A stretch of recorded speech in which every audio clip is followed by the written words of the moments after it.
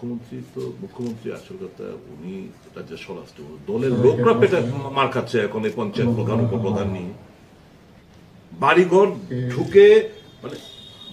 ছেড়ে দিন রাজনীতিবিদ আমরা বিরোধী দল আমরা মার পিট আমরা খাবই আমরা ধরে নিয়েছি এতে যাবো স্বদলীয় নেতা মহিলারা বাদ যাচ্ছেন ছেড়ে দিন স্বদলীয়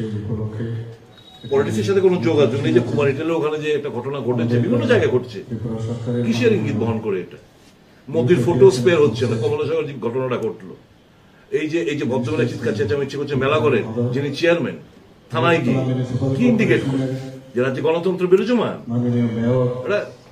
একটা মাফিয়া যারা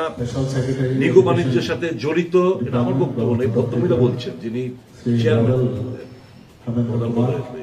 পঞ্চায়েতের কিংবা কোন পদাধিকারী উনি বলছেন যে নিগোদের টাকা একজন ডিস্ট্রিক্ট প্রেসিডেন্টের উদ্দেশ্য করে বলছেন যে করাপশনের নিমজ্জিত ঘটনা এগুলো গণতন্ত্র এটা যে নেই অরাজনৈতিক কিছু গুন্ডা পান্ডা সমাজদ্রোহী মাফিয়া নিগো বাণিজ্যের সাথে জড়িত এদের হাতে পার্টিকে তুলে দিয়েছে বলেই তো আজকে সমাজের অবক্ষয় রাজনৈতিক অবক্ষয় এবং সব দিক দিয়ে অবক্ষয় চলছে